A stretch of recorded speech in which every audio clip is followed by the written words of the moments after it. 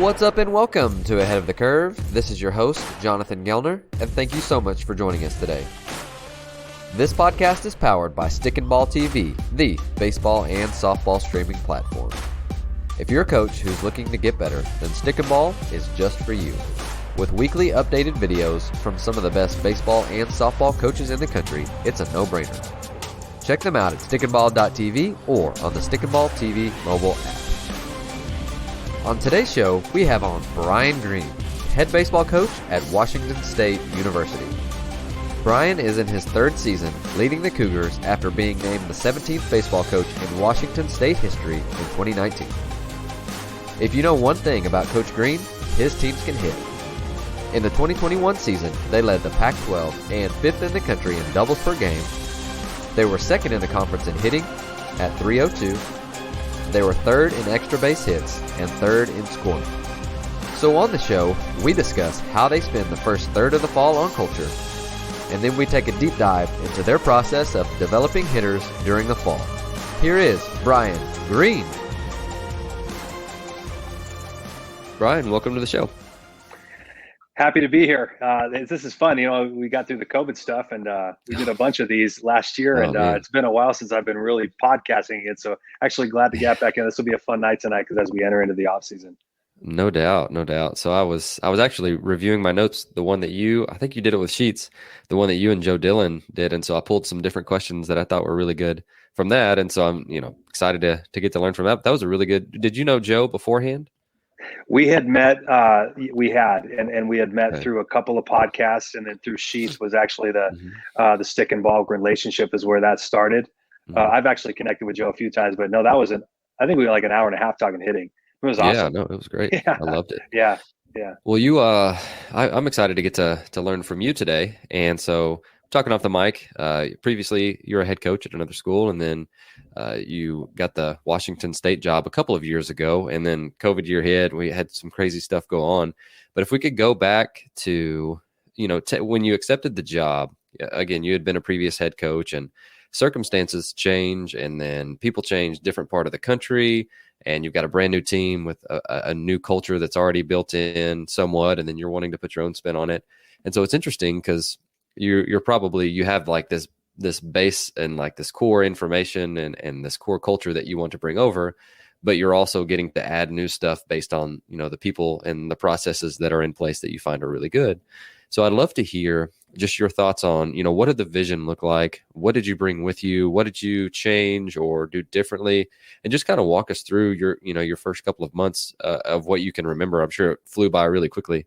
Really flew by. Yeah. I remember that first at New Mexico State, the first month of being a head coach and really just being completely overwhelmed and really realizing, boy, I've got a lot to learn here. I'm still an assistant coach in a different seat. I need to learn how to be a head coach in this seat. But, when that phone call rang and all of a sudden Washington State became a possibility for our family to be a head coach in the Pac-12 after a great run at New Mexico State, it was very exciting. But yeah, going to Pullman and understanding, it's really interesting in evaluating programs. A lot of the times, if programs are down, many of the times, the things that you see are very similar, and it starts with locker room culture. But even before that, it starts with staff culture. How really tight is the coaching staff? Are we all on the same page of what we need to do? And then how clearly are we chasing that vision of what the vision is? And then, from a brand perspective, as a program, are you sticking with it? And so for us, what we were able to bring from a cultural perspective, a vision perspective, was we really based our staff off of about 3 buckets that we really try to work on and stick under. Okay. Number one is just our program pillars, where everybody needs to know that. We had a Christmas party last week at the house, and we had our trainer and we had our strength coach and we had our field maintenance crew and we had compliance, and everybody is involved in the program and everybody has a responsibility, academics. Mm-hmm. And so I think it's critical. And what I learned at New Mexico State, because I thought those pillars were about just us, the coaches and the players. At New Mexico State, coming into being a first-year head coach, I had core values, core characteristics, pillars. I veered them towards the players. I quickly learned that the most important thing is that the coaching staff understands that. Most importantly, It's about us first. and then we're going to send that out to our players. But I think a big thing that I've learned coming into the vision here with our pillars, which are, teach within a system, be teachers of the game, both on and off the field, inspire the community, set season attendance records, get out, impact community service, do those things, and then recruit at a high level. And obviously, you got to develop that talent both on and off the field. So that's really at the center of what we work to do. And then you have your core characteristics, and we have our core values. Those were pretty similar coming in terms of what we were about, because that was what we were about, and that's what the administration was drawn to. But in coming in, you quickly find out that there's a lack of trust. There's a depletion of trust in the locker room. There was a depletion of trust from the coaching staff to the administration, or at least that's the perception. So when we go in, it's very important for us that we hammer that. So in going in, I think the first priority is to have your vision laid out very clearly, both on your pillars, your rules, your core characteristics, and that they're really important to you. And then do you walk the walk as a coach, as a head coach one, and the staff too. But I think one of the things that I've learned, and I work to get better at each and every year, is just to make sure that those communications are not just now only with our players. Of course, they're with our coaching staff, but more importantly, that strength coach is another coach, and he's got those kids 3-4 times a week. The academic coach is a coach. The compliance person needs to know where we're coming from, the nutrition person, and all those extra resources as you raise levels. Everybody needs to know where you're coming from. And then if you can develop relationships in the sense that, the maintenance guy is just as important as the strength coach, because they are. It impacts recruiting, it impacts the value statement. Everybody just plays such a critical role. And one of the really important things that I'm really into right now as a coach is just investing in staff development. One of our pillars is to recruit and develop. Again, 7-8 years ago, that pillar is maybe about recruiting players and developing players. I should know better. I coached with Dennis Rogers, and he taught us very clearly that it's about developing your coaches, and then they're going to develop the players, and allowing your coaches to coach, which is a whole nother conversation, which turns into, defining roles. Sure. But for us, I really coming into our program was a defined 3-year vision, no more than that. Where can we be in 3 years? Where should we be in 3 years? And I think if you lay that out and then work backwards, I think you've got a chance to really create some deadlines or some timelines, and really create some accountability measures for us to coach. And that's really what we drive towards every year. And then we reinvent it every year. We're going into year 3. We have year 5's vision where we should be in year 5, assuming we can hit those marks this year in year 3, which were our goals. Sure. No, I love hearing that. And let's hit on staff development. I know that's, it seems like a trend that is thrown around a lot, but going into locker rooms and going into business meetings, I'm sure it's a little bit different everywhere. But tell us how you guys have been successful, or at least get the ball rolling in the right direction with those. I take a lot of pride, and we take a lot of pride, but we get the Washington State opportunity here, and I didn't get the Washington State opportunity. We at New Mexico State got the Washington State opportunity, the players and coaches. So I was really proud. When you look across the country, I think it's really neat when you see staffs like us who picked up our entire staff, not just the pitching coach and the recruiting coordinator, but you're picking up a couple of student assistants, and the entire family picks up and comes down, because that's what we're going to be about. Really cool. I've learned, it was awesome. And I take a lot of pride in that. I mean, our whole staff came with us, everybody.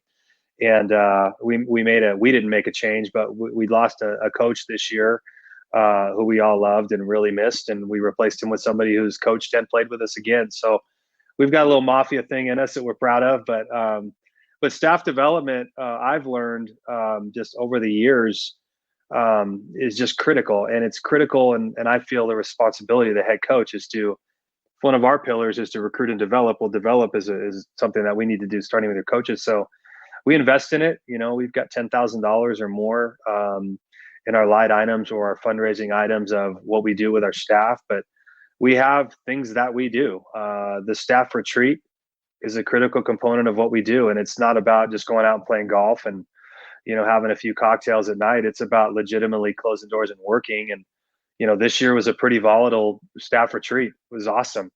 Shows how healthy we are. we closed the doors and kind of yelled at each other a little bit and things that we needed to get off our chest post-COVID, post-draft, recruiting issues, all of those things. But but it was detailed and defined in terms of what we were going to talk about, and everybody had the floor. We've done staff retreats now for 4 or 5 straight years. I love that. They get bigger every year, so that's actually something that I will fundraise and build into our budget.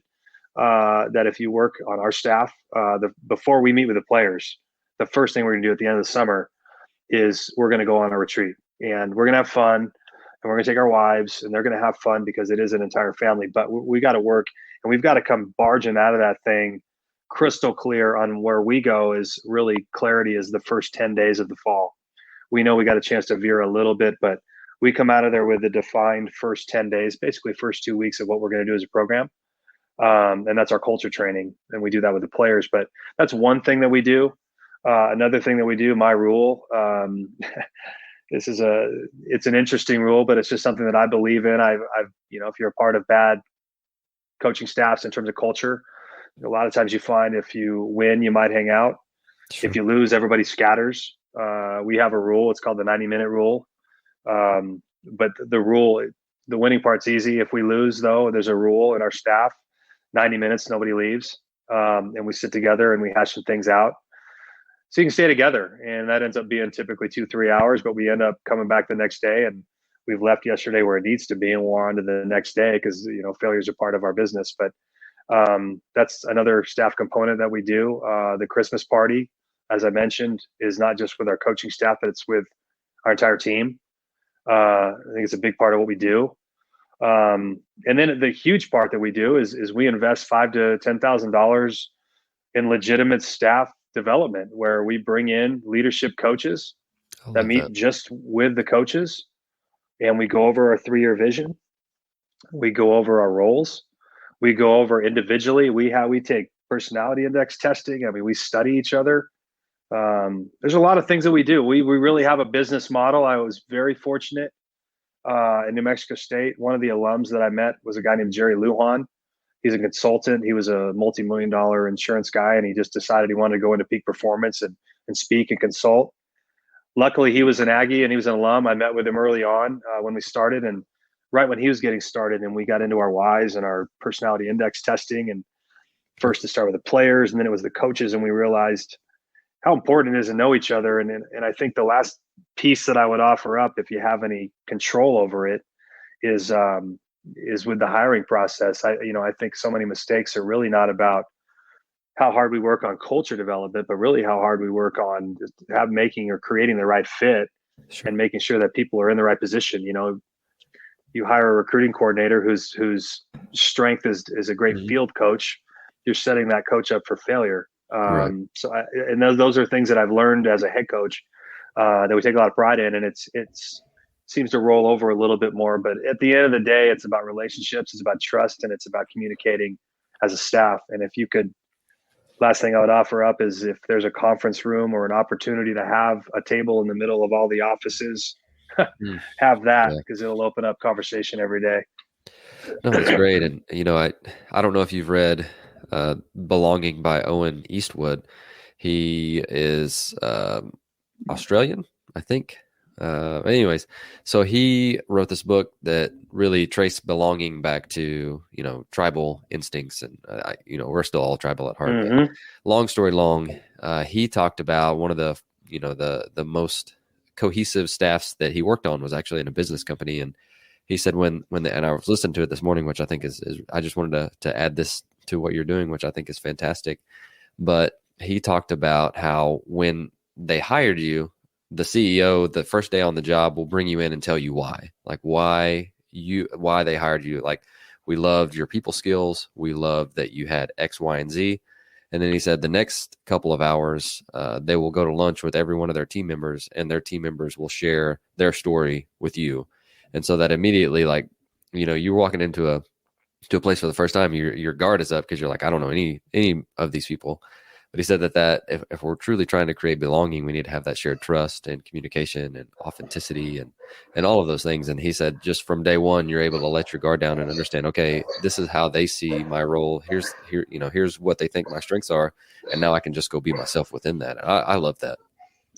It's very true. And if you look at even the best leagues or best programs that we've been in, some version of that seems to exist. I'll never forget as a first year head coach, or as a first year assistant coach at Kentucky, um, getting to go to Alabama and the SEC putting up the coaches workshop for no matter what you were, what sport, what level. I mean, there'd be a football head coach there, there'd be a volunteer swim coach there, there'd be a trainer there, and they go over, this is what we're about.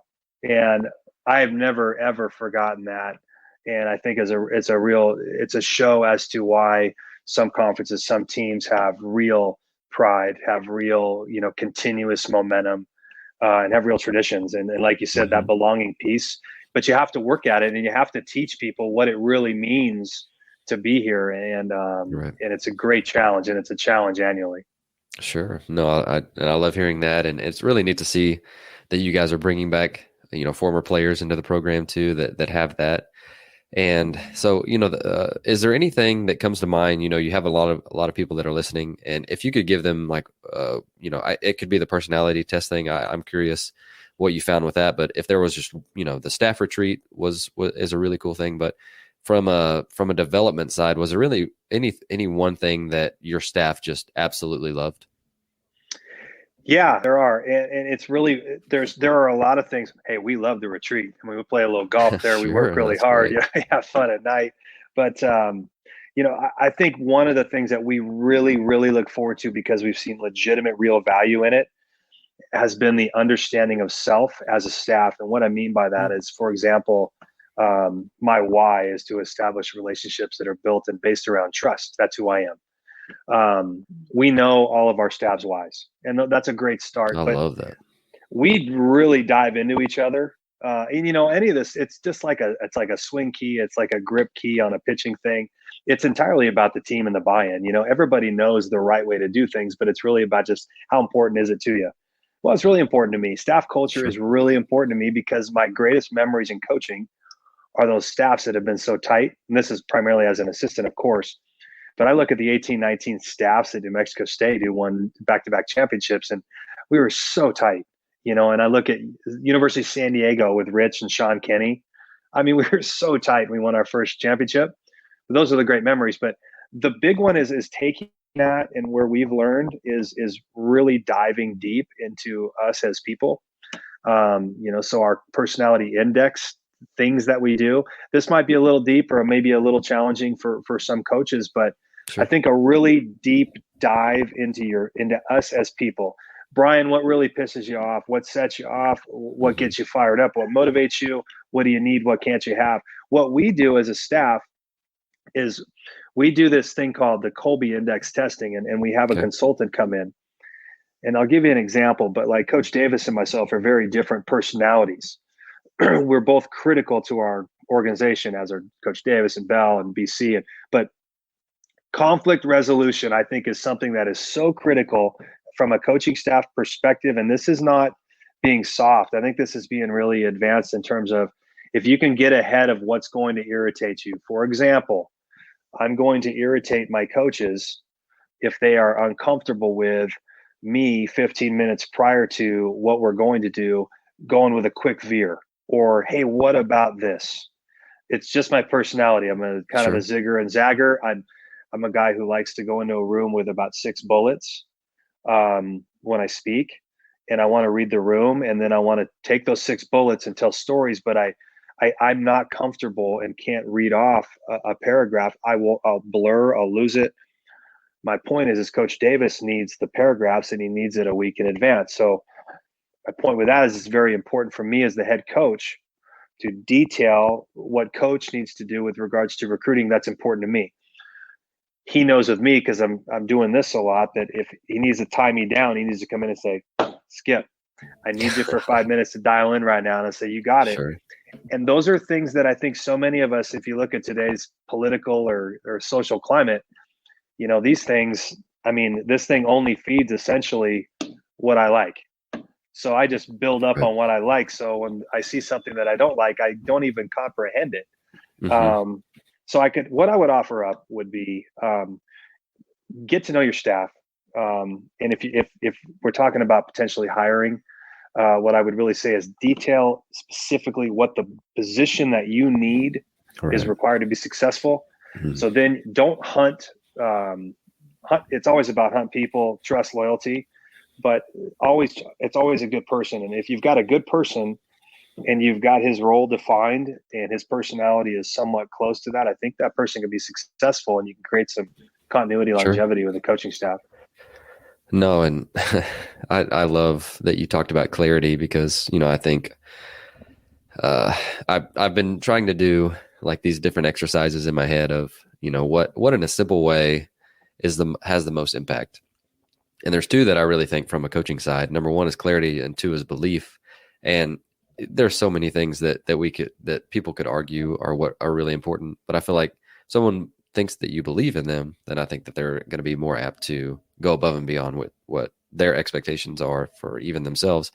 And when they have clear expectations of what that is that they need to do to get better, then the rest is just, are they putting in the work? So I especially, you mentioned technology and social media and all those things, they get pulled in so many different directions. And so just being able to simplify, and I know that's word is used a lot, but it's really hard to do. Mm-hmm. And so let's talk a little bit about your fall, because you did talk about, hey, we're going to plan out the first 10 weeks and there may be some pivots here and there.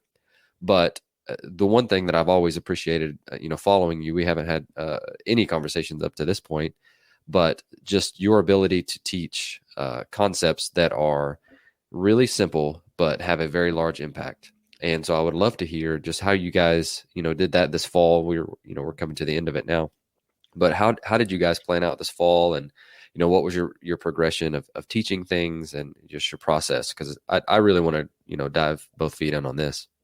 Yeah, this is a fun topic, and it's something that you evolve into, or we've evolved into. But great question from my sports supervisor a couple weeks ago. He said, "Well, BG, did you have a good fall? How'd you feel about your fall?" And I said, "Well, I think I'll really tell you on January 10th when the kids come back, if they worked, Yeah. and we established a legitimate routine of work ethic. But we really try to simplify our fall and divide it honestly into like thirds.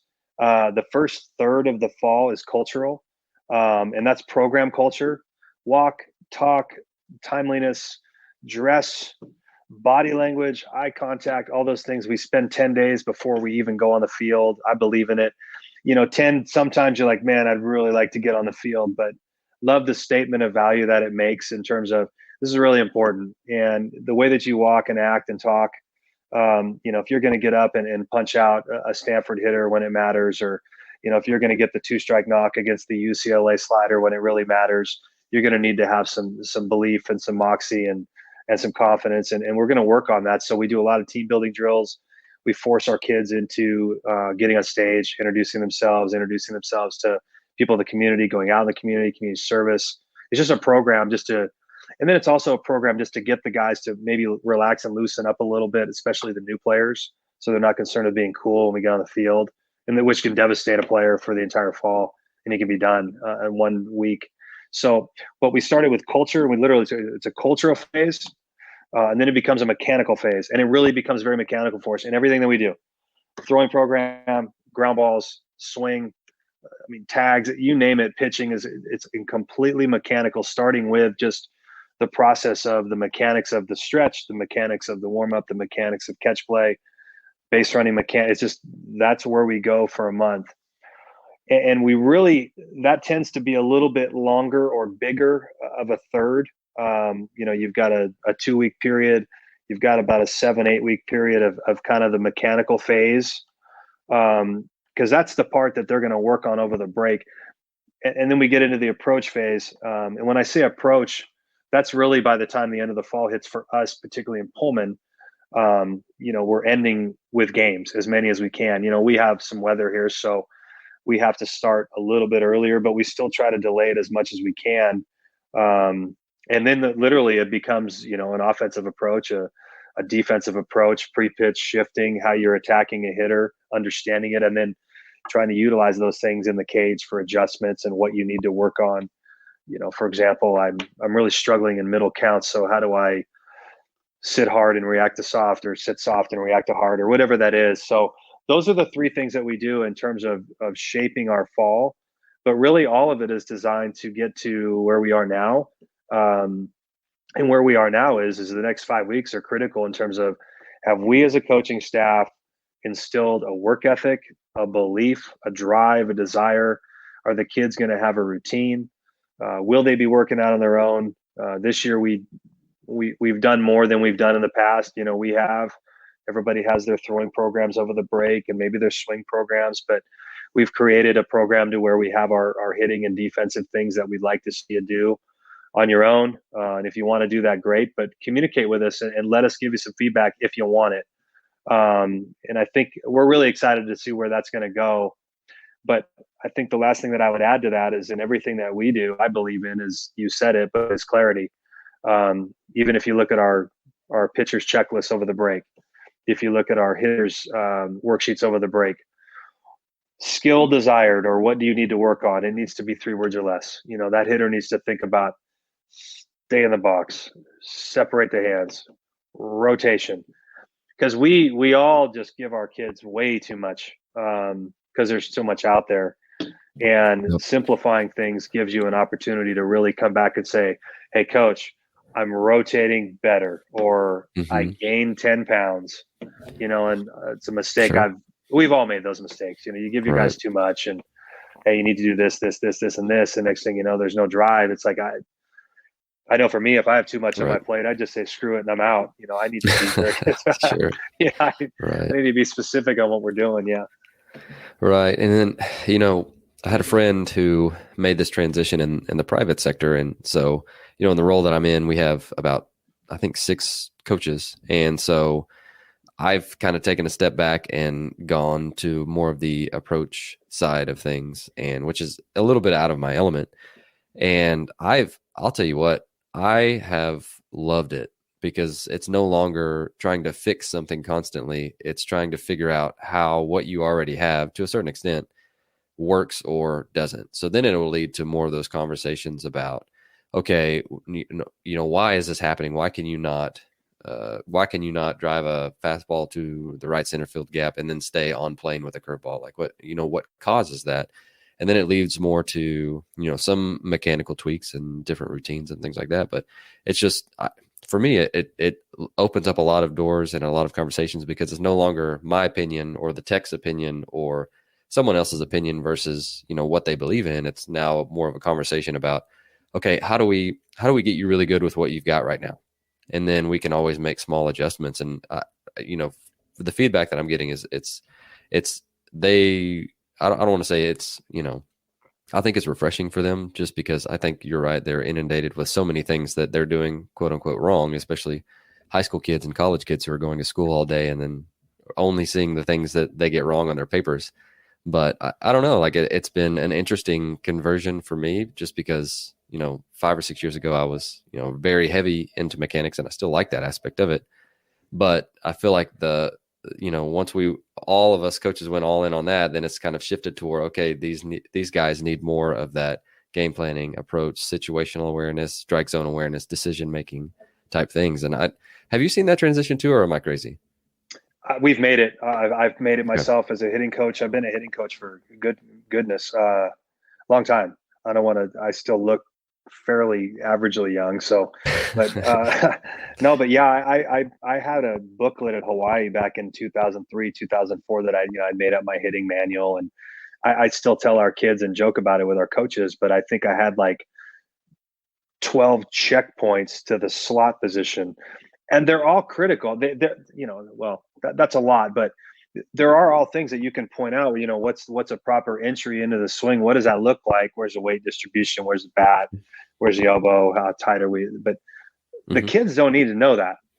Right. And so to comment or answer your question is, I've totally made that move into mechanics are simple. There are 4 basic checkpoints to the swing. We're going to spend a lot of our time on being very, very, very specific on drills, or we're not doing it. If there's a drill and there's a purpose to the drill, if you do it and close your eyes and put the proper concentration into it over the course of the next 8 weeks, your swing Mm-hmm. will just develop. So I have absolutely found that our fall every year gets really fun, and gets really energized at the end, not only because we're playing, but because we're mechanically based. We're doing those things that you're talking about. But our drills there's a lot of moving pieces. We're practicing. It's not just practicing hitting a curveball. It's practicing hitting a curveball 0-0. It's Sure. practicing hitting a curveball 1-1. It's practicing hitting a curveball with 2 strikes, and that literally that your decision making and where Mm-hmm. you want to get the bat. Same thing, neutral counts, 2 strikes, all those things. It becomes really fun. Sure. And then you start to get into timing mechanisms and rhythm mechanisms, and those are the things Mm-hmm. that when your guys start to blow up, but there does have to be a great foundation of swing. Sure. But though I have moved into simplify, clarify, very easy checkpoints, a lot of big league pictures, a lot of big league videos. Don't cookie cut your players. Figure out what they are. Give them the basic movements. Are they close?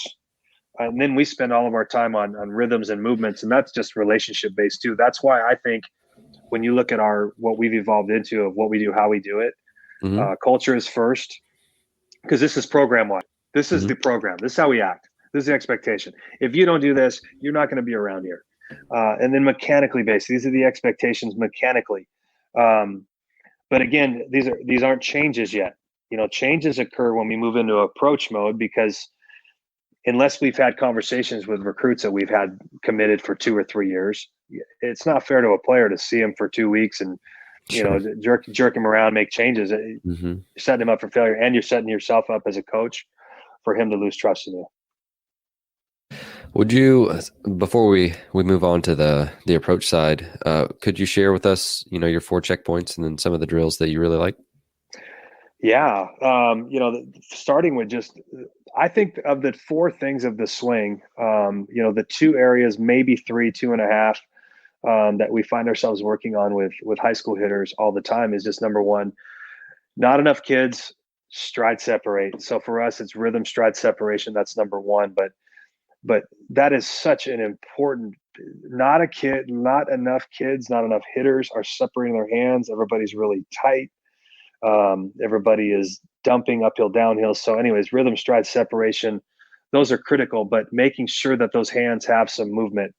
Sure. Look at big league hitters. You see a lot of movement when they stride. There's a something there that's very important. That's key 1. Key 2 is the launch position, that moment where your feet are both grounded, but where you can take a picture. And we have a lot of kids these days with launch angle, that are too far on their backside. So they're really swinging uphill, and that's fine on a pitch that's down, but there's a lack of understanding of where contact point is, in my opinion. So rhythm stride separation, launch position 2. The third piece is the entry, which we call slot entry, which is working from the ground up and getting your bat, early initially into the hit zone. And then 4th for us is contact extension.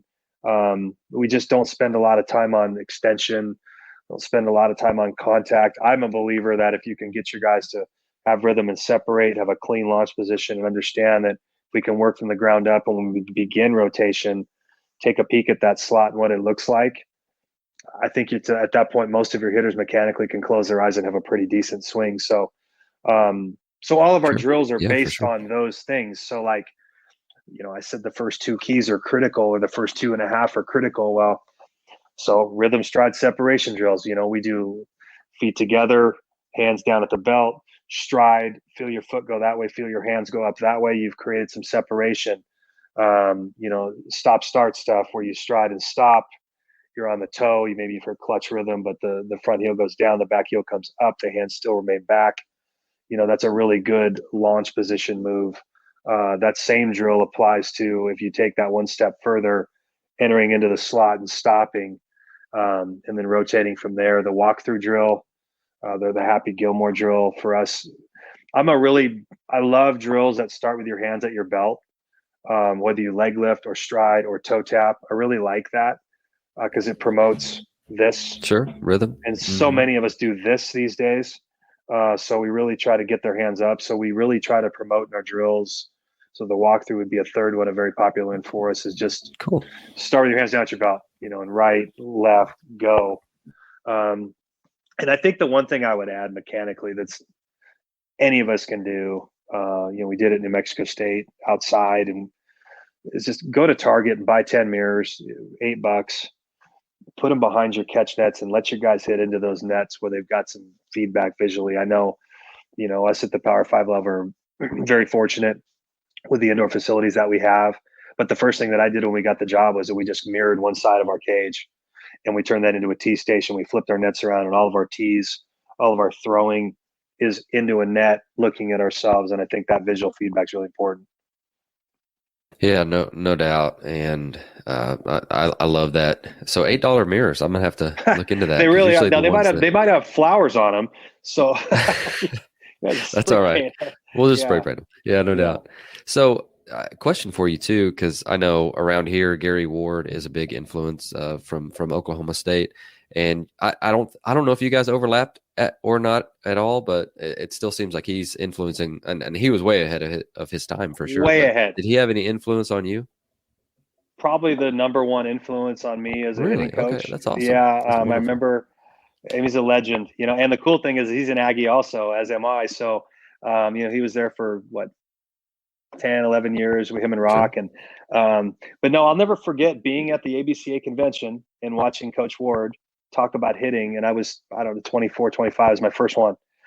And, he just, this is way too quick zone one. And oh my God, this is way too much. But the thing that I took away from it, it was my first convention, just completely blown away. But watching a guy with a legitimate hitting system and understanding the value of a proper drill, the amount of repetition involved in that drill, which will change your swing. But I'll never forget going from A to B to C to D, and being blown away with that. That was essentially my first ever experience in watching somebody talk about hitting was Gary Ward at the ABCA convention. The concept of what Coach talked about with the slot position to this day from the belt up is still everybody teaches that, or I certainly teach it, but shaft to shoulder, the bat is tight, the elbow is tucked, the barrel is behind or above the hands or flat, it's close, but we're not dumping. That concept has never changed. And I think he really, he made coaching very systematic and big influence on my life for sure. Oh, that's great. I actually had a friend who recommended that, I think during COVID, and I went